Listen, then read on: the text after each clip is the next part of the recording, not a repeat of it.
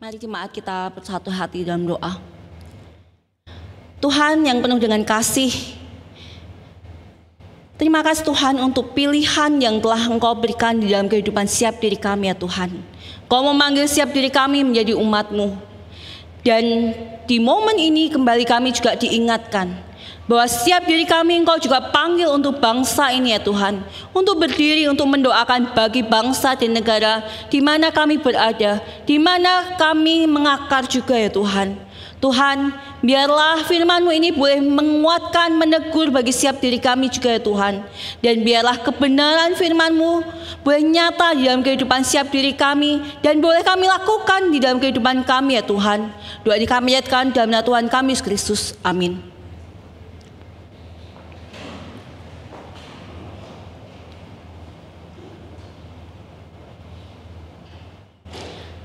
Jemaat yang terkasih, saya ajak untuk setiap diri kita boleh membuka satu bagian dari firman Tuhan yang diambil dari kitab Yeremia, pasalnya yang ke-29,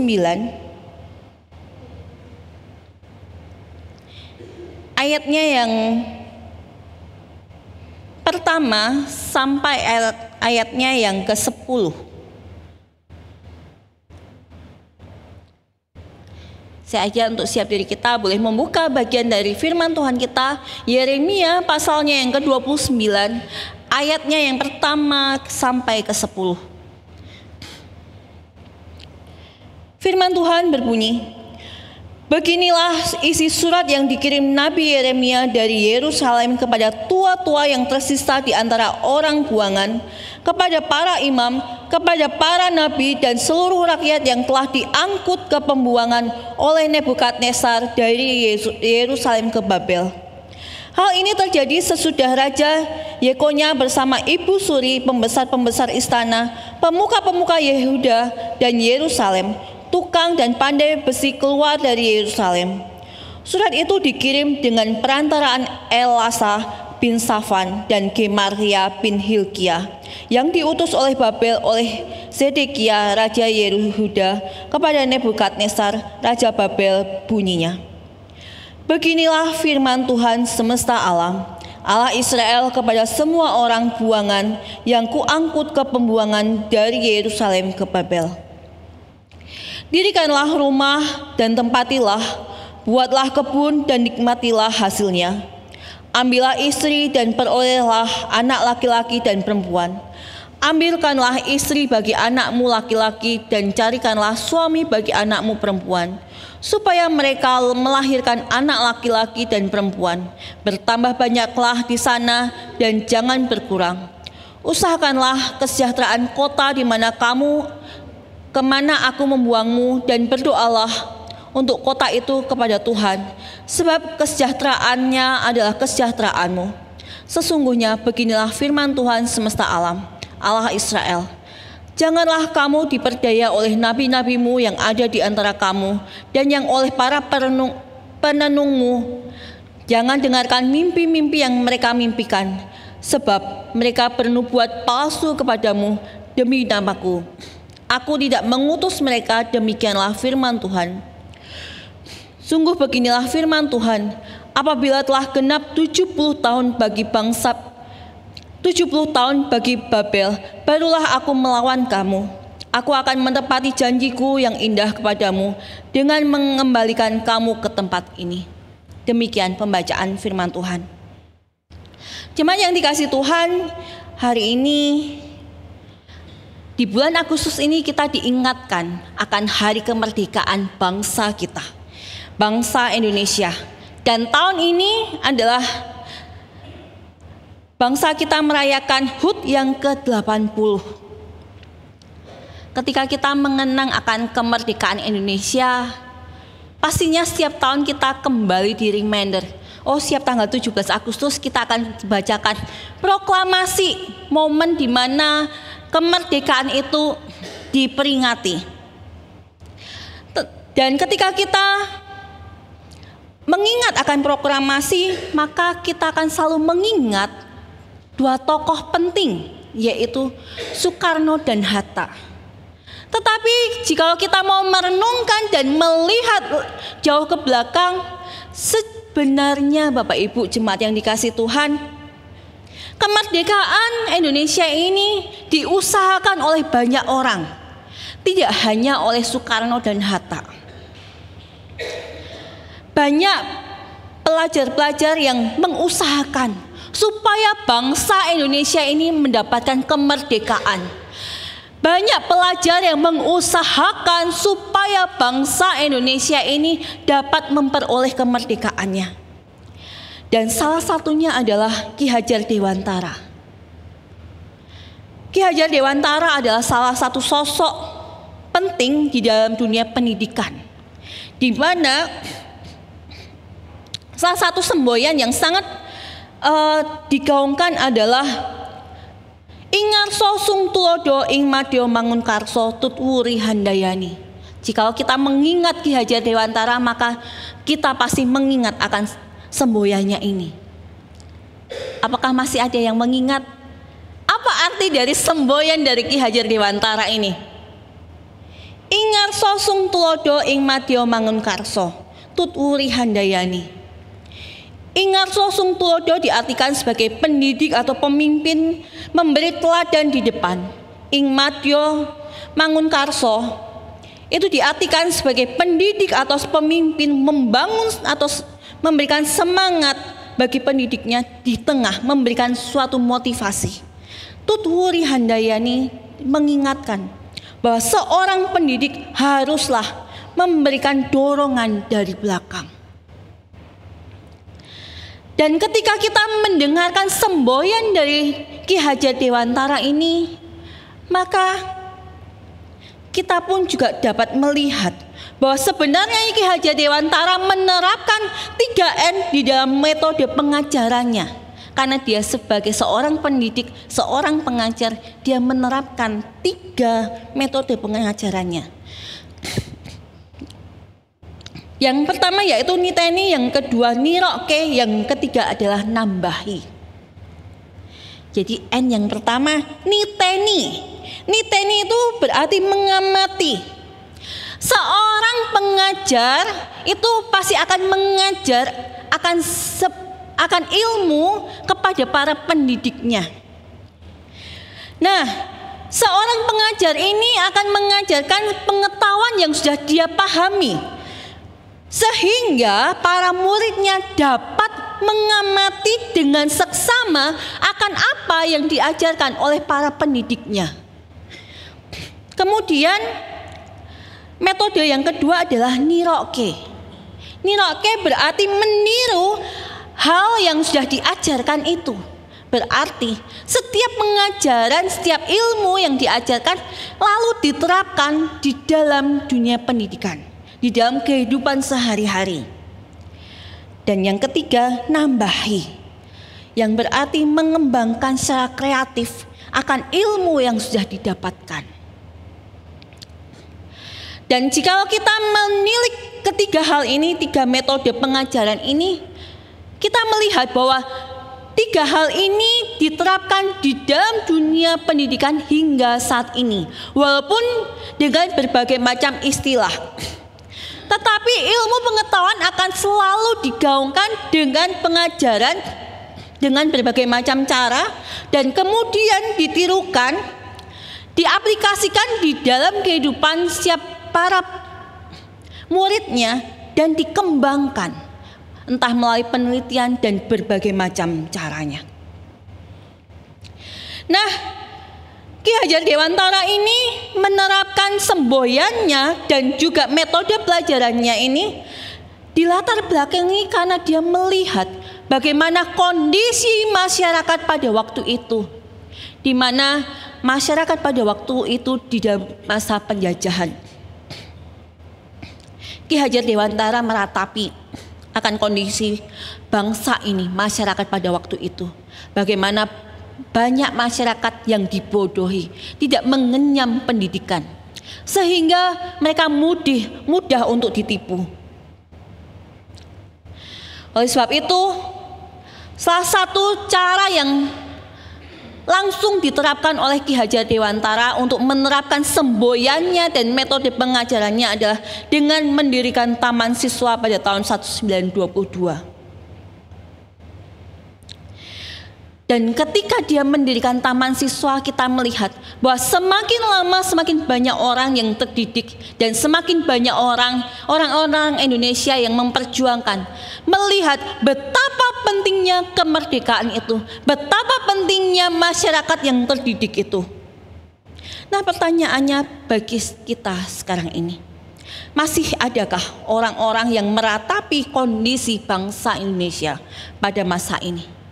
Setiap diri kita boleh melihat bangsa Indonesia ini pada saat ini dalam kondisi yang tidak baik-baik saja. Sangat umum dan sangat sering kita mendengar korupsi sudah sangat merajalela, pejabat tidak jujur, nilai pendidikan yang dimainkan, kemiskinan, hukum yang tumpul ke atas, suap, sogok maupun judi online sangat merajalela di negara kita ini. Adakah yang meratapi dan bersedih untuk bangsa ini? Pertanyaannya jemaat yang dikasihi Tuhan, ketika kita melihat betapa pentingnya orang-orang ini untuk meratapi bangsa ini, melalui peratapan-peratapan inilah maka muncul dorongan untuk melakukan perubahan. Dan hal itu juga dialami oleh Yeremia, satu pribadi yang dipanggil oleh Tuhan untuk bangsa Israel. Nabi yang disebut sebagai nabi yang menangis. Yeremia the prophet, the weeping prophet. Nabi ini menangis karena kondisi bangsa Israel pada waktu itu, di mana bangsa Israel sudah terkenal sebagai bangsa pilihan Allah. Tetapi bangsa ini adalah bangsa yang bebal. Mulai dari pemimpinnya sampai mengakar sampai ke rakyatnya. Terkadang mereka datang di hadapan Tuhan, tetapi hati mereka tidak datang ke hadapan Tuhan. Hati mereka tidak diperuntukkan bagi Tuhan. Mereka datang beribadah, tetapi mereka juga menyembah Allah lain. Ketika mereka diperingatkan oleh Allah melalui nabi-nabinya, mereka tidak mendengarkan peringatan para nabi ini. Ketika Yeremia ini dipanggil oleh Allah, Yeremia menjadi nabi di beberapa raja. Yang pertama, Yeremia melayani sejak masa Raja Yosia, yaitu pada masa 640 sampai 609 sebelum Masehi. Kemudian dilanjutkan dengan Raja Yoahaz, yaitu pada tahun 609 sebelum Masehi. Dan pada masa ini Raja Yoahaz hanya menjabat selama 3 bulan saja. Lalu dilanjutkan dengan Raja Yoyakim, lalu Raja Yoyakin, dan juga terakhir zaman Sedekia. Di zaman Raja Sedekia inilah bangsa Israel mengalami pembuangan ke tanah Babel. Allah memakai Yeremia untuk memperingatkan raja-raja dan bangsa Israel bahwa mereka sudah gagal dalam niteni atau mengamati, mereka gagal dalam mempelajari dengan seksama akan firman Tuhan. Mereka gagal dalam menirukan akan firman Tuhan. Mereka gagal untuk melakukan firman Tuhan dalam hidup mereka.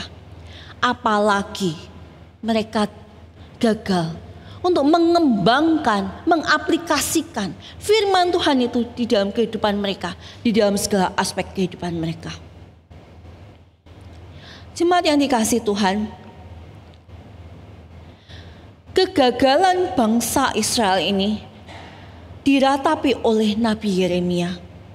Jika kita boleh melihat konteks dari sebelum pembuangan bangsa Israel, konteks di zaman Raja Sedekia ini, kita melihat bahwa ketika Allah memberikan suaranya melalui Yeremia, Raja Sedekia menolak.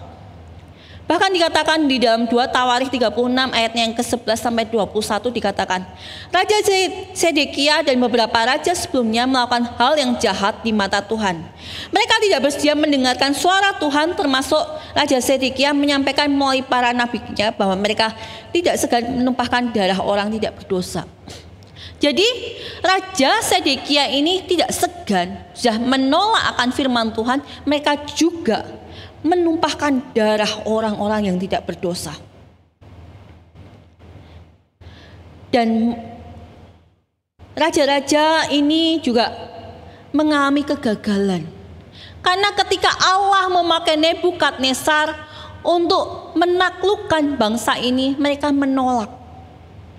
Bahkan sejak Raja Yoyakim dan dilanjutkan oleh Raja Sedekia, bangsa ini memberontak oleh Raja Nebukadnezar.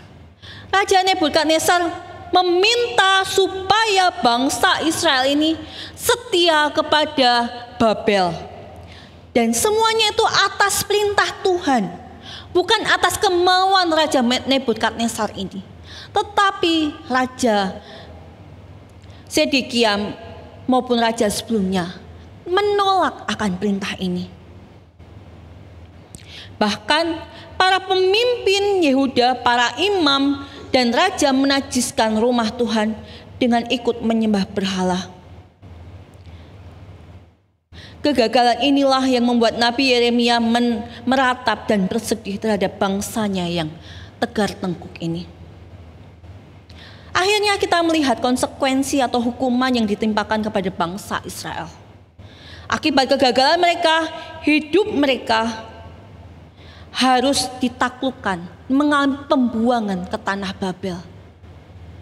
Tetapi kalau kita menilik di dalam Alkitab kita, sebenarnya tidak hanya mereka mengalami pembuangan di tanah Babel, tetapi bangsa mereka mengalami kehancuran. Banyak orang yang sudah mengalami kematian di tanah Israel. Walaupun sebagian para pejabat keturunan raja maupun orang-orang yang memiliki keahlian dibawa ke tanah Babel. Orang-orang inilah yang dikhususkan oleh Tuhan. Dan ketika mereka orang-orang ini sudah dipilih untuk dipulang ke tanah Babel, bagi setiap diri kita ketika mengalami hal ini, pastinya setiap diri kita pun juga mengharapkan bahwa penderitaan ini tidak berjalan lama. Pastinya setiap diri kita pun juga pasti berharap semoga penderitaan penjajahan ini akan berlalu cepat. Begitupun juga pengharapan bagi bangsa Israel yang saat itu dibuang ke tanah Babel.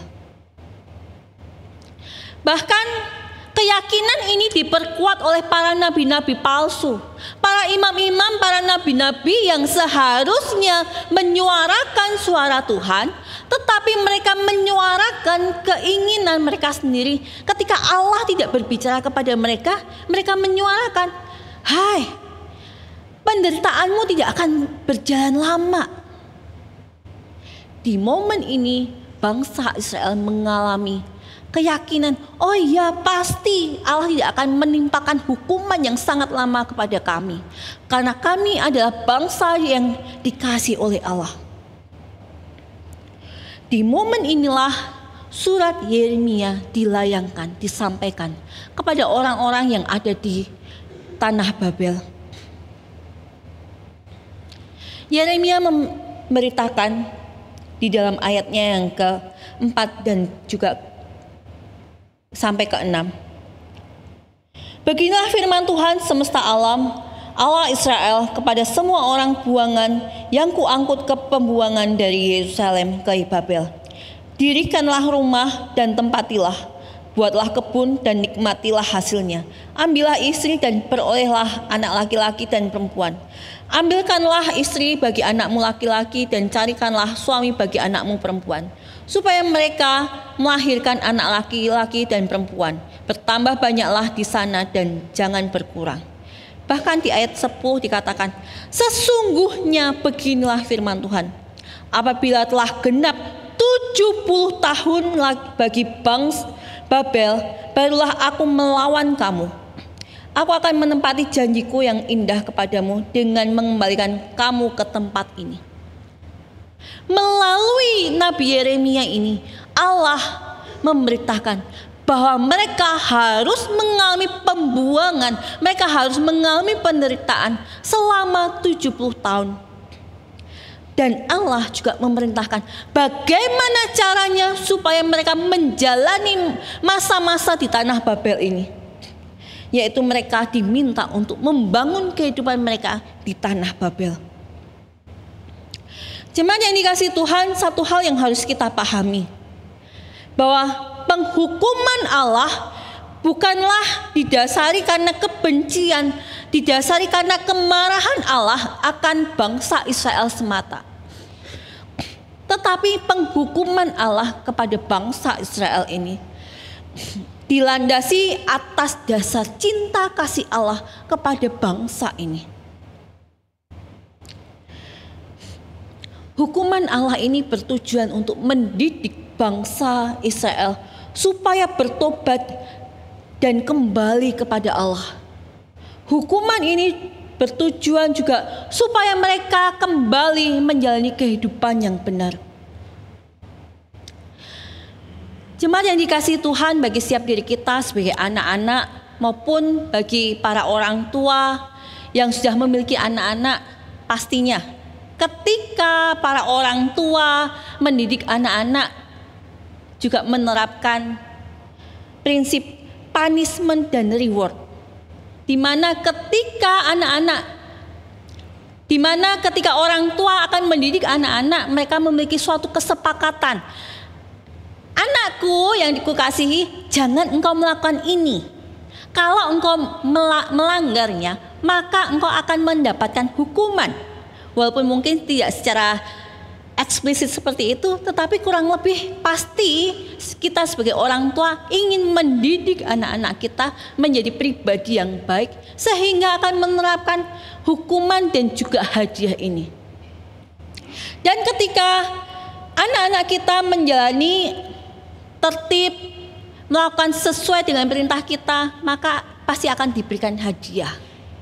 Contohnya adalah yang mungkin seringkali diterapkan sebagai orang tua adalah ketika anak kita di dalam masa sekolah mereka tidak disiplin, mereka tidak belajar, mereka tidak bertanggung jawab, maka hukuman biasanya apa yang dapat kita terapkan? Mengambil kesenangan mereka. Ketika anak-anak kita sudah seharusnya jam nonton atau jam mainnya sudah berhenti tetapi mereka melanggar, maka kita akan mengambil mainan itu. Ketika kita melakukan itu, pastinya bukan karena kita marah kepada anak kita, tetapi kita memikirkan jauh ke depan apa dampak yang akan dialami oleh anak kita jikalau anak-anak kita ini tidak dididik. Begitupun dengan anak-anak, ketika mengalami hal ini, pastinya setiap diri kita pernah mengalaminya, pernah dihukum dan pernah dipuji. Ketika kita mendapatkan reward atau hadiah, biasanya orang tua akan memberikan hadiah apa? Memberikan kesenangan yang kita senangi. Contohnya kalau kita senang game, maka rewardnya orang tua bisa saja, oke, nanti hari Sabtu, sebelum hari Sabtu kamu boleh main lebih panjang dari biasanya, yang biasanya setengah jam, maka besok hari Sabtu kamu boleh main 45 menit, jadi ada perpanjangan waktu 15 menit. Pastinya bagi anak-anak yang suka main itu adalah suatu kesenangan.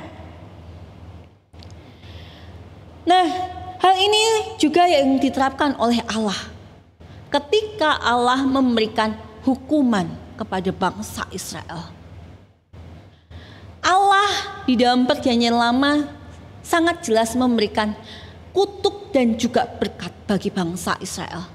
Allah menjanjikan, jika engkau taat kepadaku, jika engkau hidup benar di hadapanku, maka aku akan memberkati engkau. jika engkau hidup tidak benar di hadapanku, maka hukuman atau kutuk itu akan engkau alami. Dan semuanya itu diberikan oleh Allah bukan karena kebencian, bukan karena kemarahan Allah, tetapi semuanya itu karena Allah mendesain siap diri kita untuk hidup di hadapan Allah, untuk hidup benar di hadapan Allah.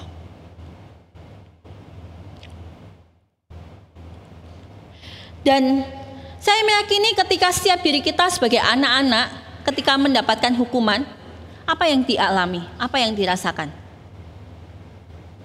Kalau orang tua ketika menghukum, salah satu perasaannya mungkin gak tega gitu ya. Tetapi harus. Kalau sebagai anak, kalau kita mau mengingat masa-masa kecil kita, mungkin kita merasa marah. Kita merasa orang tua kita tuh tidak adil. Kita merasa hanya seperti ini saja orang tuaku menghukum aku. Mungkin hal itu juga yang dialami oleh bangsa Israel. Ketika mereka mengalami pembuangan ke tanah Babel, hal itu sangat sulit diterima oleh bangsa ini.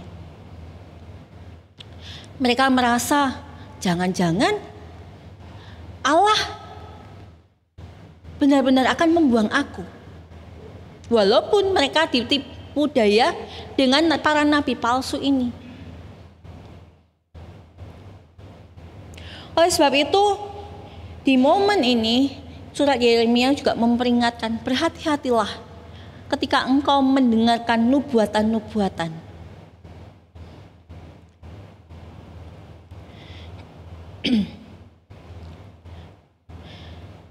Dan ketika kita melihat bahwa bangsa ini ketika mengalami pembuangan di tanah Babel,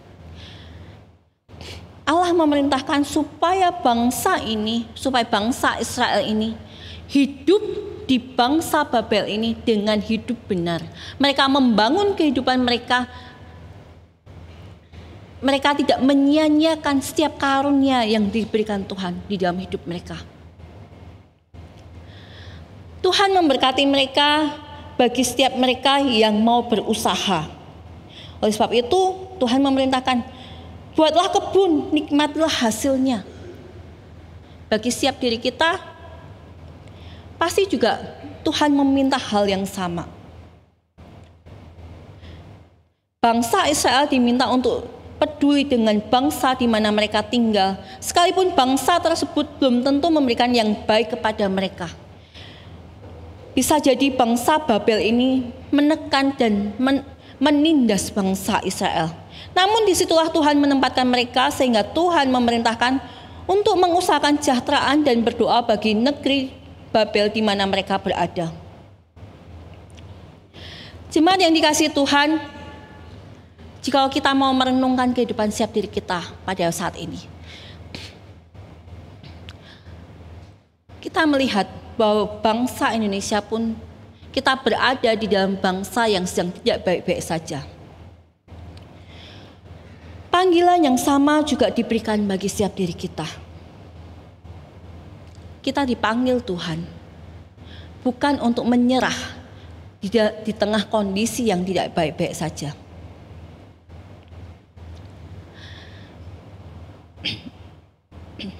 Tuhan juga memanggil setiap diri kita. Apakah di dalam hatiku dan hatimu kita meratapi, menangisi akan kondisi bangsa ini?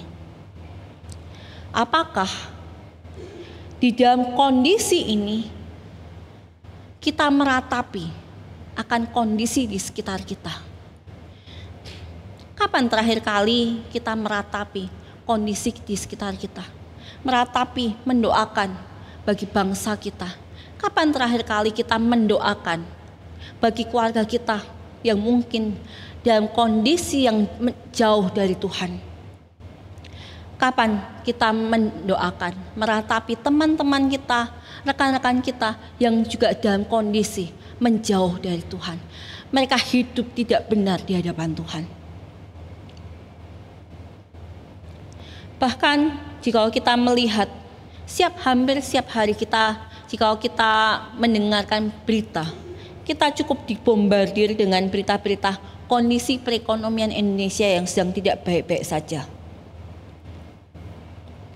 Bahkan dikatakan bahwa di momen sekarang ini, di masa-masa sekarang ini, menurut berita, pinjaman daring itu semakin lama semakin meningkat.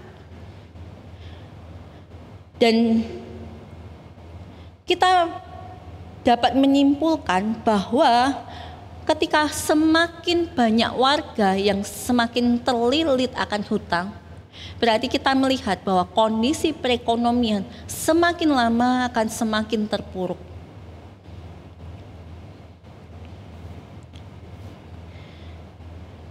Oleh sebab itu, bagaimana kita merespon ketika kita berada di tengah-tengah bangsa ini? Paling tidak Allah memanggil setiap diri kita untuk menjadi perwakilan Allah. Allah memanggil saya dan juga engkau untuk menjadi nabi-nabi Allah, untuk menyuarakan isi hati Allah.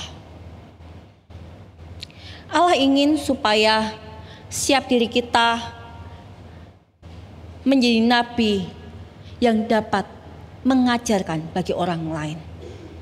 Orang lain dapat niteni, mengamati, menangkap akan setiap firman, setiap apa yang kita beritakan. Sebagai seorang nabi, penting untuk kita terlebih dahulu mendengarkan dan mengamati, niteni atau memperhatikan firman Tuhan itu. Kita menangkap, memperhatikan, memahami akan kebenaran firman Tuhan itu, sebelum kemudian kita memberitakannya, menyampaikannya kepada orang lain. Ingatlah Ibrani 4 ayatnya yang ke-12 mengatakan, sebab firman Allah hidup dan kuat dan lebih tajam daripada pedang bermata dua manapun. Ia menusuk amat dalam sampai memisahkan jiwa dan roh, sendi-sendi dan sumsum. Ia sanggup membedakan pertimbangan dan pikiran kita. Firman Tuhan itu dapat menelisik kehidupan kita. Apakah hidup kita dalam kondisi baik dan benar? Dan firman Tuhan yang sama yang seharusnya kita beritakan, yang juga akan menjadi pedang bermata dua bagi orang yang kita beritakan itu. Jemaat yang dikasihi Tuhan, kita dipanggil untuk memberitakan apa yang sudah kita pahami akan firman Tuhan itu. Pengetahuan adalah kekuatan. Jadi jangan isi kepala kita hanya dengan hal-hal yang remeh, hanya dengan konten-konten TikTok yang menyenangkan kita, hanya konten-konten YouTube yang mungkin juga hanya berisi gosip. Tetapi kita diminta untuk mengisi diri kita dengan pengetahuan-pengetahuan yang benar, baik dengan pengajaran firman Tuhan, maupun dengan doktrin-doktrin yang benar, maupun dengan pengetahuan-pengetahuan yang selaras dengan kebenaran firman Tuhan. Sehingga ketika kita dapat mengajarkan, ketika kita dapat menangkap kebenaran firman Tuhan dan mengajarkannya kepada orang lain, diharapkan maka setiap diri kita maupun orang lain dapat niroke. Kita dapat menerapkan akan firman Tuhan itu di dalam kehidupan kita, dan orang lain dapat melihat akan kesaksian hidup kita. Orang lain pun juga dapat menirukan akan firman Tuhan di dalam kehidupan mereka. Mereka dapat meneladani kehidupan setiap diri kita. Jika kita melihat kehidupan Tuhan Yesus, di dalam Yohanes 13 ayatnya ke-15 dikatakan, sebab aku telah memberikan suatu teladan kepadamu, supaya kamu berbuat sama seperti yang telah kuperbuat kepadamu. Jadi hal ini sangat penting Bapak Ibu, ketika kita sudah memberitakan firman Tuhan, sudah menyampaikan kebenaran firman Tuhan. Firman itu harus kita hidupi supaya apa? Supaya setiap orang yang kita kuatkan, setiap murid kita juga dapat melihat bahwa firman Tuhan itu, pengetahuan itu juga kita terapkan, sehingga kita tidak hanya menjadi guru, kita tidak hanya menjadi orang yang hanya omong tok, tidak hanya menjadi orang yang hanya dapat berbicara saja. Bahkan Rasul Paulus pun juga mengatakan di dalam 1 Korintus 4 ayat 16 maupun Filipi 3 ayat 17, 2 Tesalonika 3 ayat 7. Kurang lebih Paulus mengatakan, turutilah teladanku, lihatlah teladanku. Ketika hal ini dikatakan, berarti Rasul Paulus tidak meminta setiap orang, setiap jemaat itu memperhatikan setiap kata-katanya saja, tetapi juga memperhatikan kehidupannya, teladan kehidupannya itu. Sehingga ketika kita sudah niteni, sudah niroke, maka pada akhirnya kita dapat menambahi. Dalam hal ini, nambahi bukan berarti kita menambahi akan firman Tuhan itu, karena hal itu salah. Kalau kita menambahi firman Tuhan, berarti kita akan menjadi nabi yang palsu. Tetapi firman Tuhan itu, konten itu tidak boleh berubah. Tetapi yang berubah, yang kita kembangkan adalah aplikasi di dalam kehidupan setiap diri kita. Contohnya adalah ketika di dalam kehidupan kita Tuhan memerintahkan, beritakanlah Injil. Maka kita memberitakan Injil itu tidak hanya dengan kata-kata, tetapi juga dengan sikap kita. Ketika kita diperintahkan Tuhan, kasihilah Tuhan Allahmu, tidak hanya berarti kita menunjukkan kasih kita kepada Tuhan dengan kita datang beribadah saja, tetapi kita menerapkan, mengembangkan firman Tuhan ini di dalam kehidupan kita dengan mengaplikasikannya di dalam segala aspek hidup kita. Baik ketika kita bekerja, ketika kita di rumah, maupun ketika kita hidup di masyarakat, kita menerapkan hidup kita untuk kita menyembah Tuhan, untuk kita mengasihi sesama kita. Dan kita dapat mewujudkan firman Tuhan ini dengan berbagai macam cara. Kita dapat mewujudkan mengasihi Tuhan dengan cara menguatkan orang lain. Kita dapat mengasihi Tuhan dengan memberikan bantuan kepada orang lain. Dan berbagai macam cara dapat kita wujudkan. Bahkan kita dapat mewujudkan mengasihi Tuhan dengan cara kita hidup jujur, berintegritas di dalam kehidupan pekerjaan kita.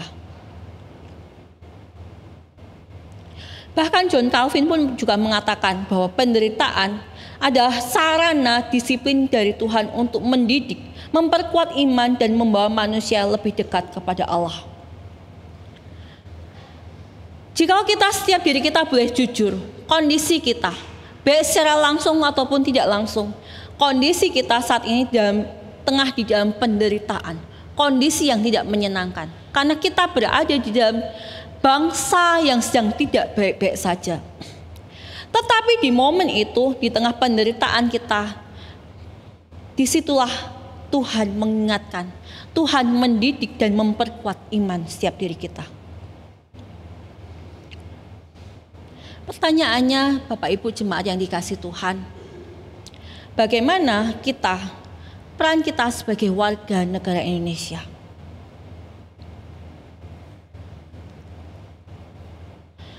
Jika kita dapat melihat beberapa tokoh Indonesia,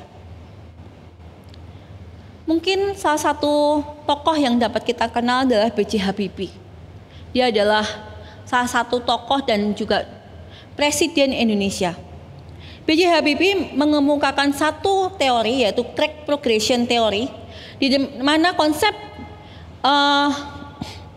teori ini mengajarkan tentang konsep dalam ilmu material yang menjelaskan bagaimana retakan atau fraktur tumbuh pada material yang di dalam atau di bawah tekanan. Hal ini diaplikasikan di dalam dunia penerbangan atau dirgantara. Jadi melalui teori ini dapat diproyeksikan atau dapat diperkirakan kapan retakan itu akan muncul jika dengan tekanan sekian. Nah, itu adalah salah satu teori dari B.J. Habibie.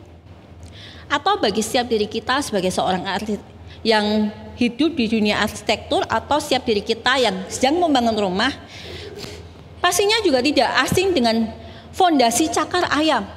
Fondasi ini sangat familiar ketika kita membangun rumah. Nah, fondasi cakar ayam ini ditemukan oleh Profesor Dr. Insinyur R.M. Sediatmoko, seorang insinyur sipil Indonesia.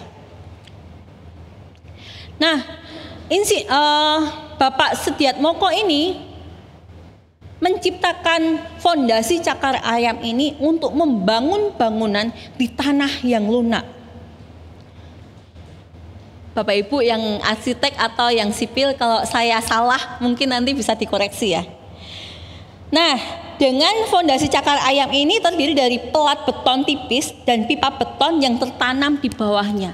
Sehingga ketika ini diciptakan, dilakukan, maka fondasi bangunan rumah atau gedung itu akan semakin kuat. Nah, jemaat yang dikasih Tuhan, siap diri kita adalah anak-anak Tuhan yang ditempatkan Tuhan di Indonesia ini. Siap diri kita pun juga dipanggil untuk memberikan sumbangsih bagi bangsa ini. Mungkin siap diri kita akan berkata, bagaimana aku dapat memberikan sumbangsih bagi bangsa ini?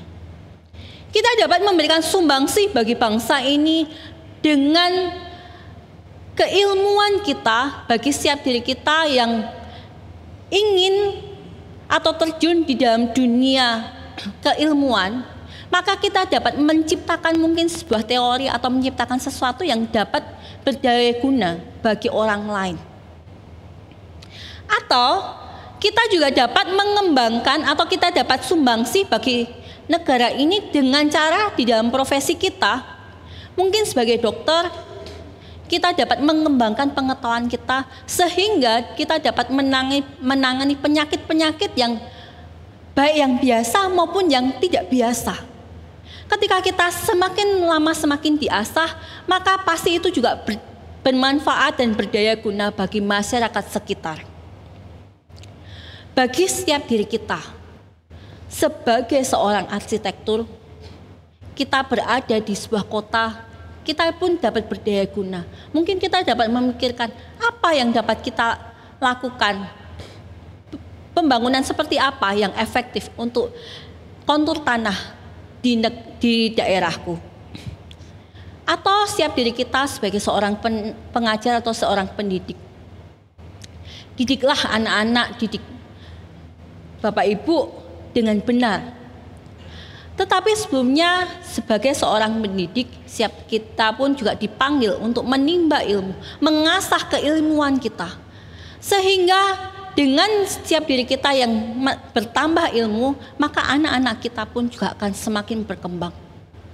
Dan kita pun sebagai seorang pemimpin di dalam setiap usaha kita, kita pun juga dapat menerapkan semboyan dari Ki Hajar Dewantara.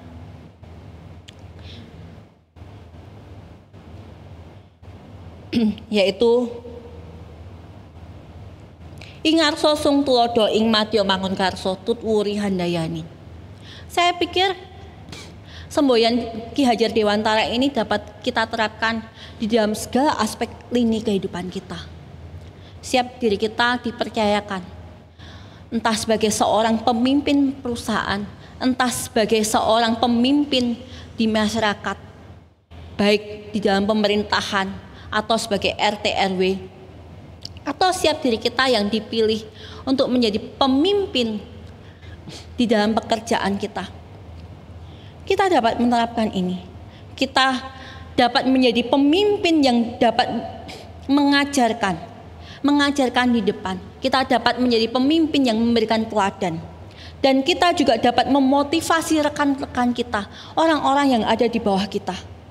Dan kita juga dapat mendorong rekan-rekan kita atau teman-teman kita atau bawahan kita yang kurang termotivasi, kita dapat mendorongnya. Kita dapat menolong mereka untuk melihat potensi-potensi apa yang mereka miliki sehingga mereka dapat mengembangkannya. Jemaat yang dikasihi Tuhan,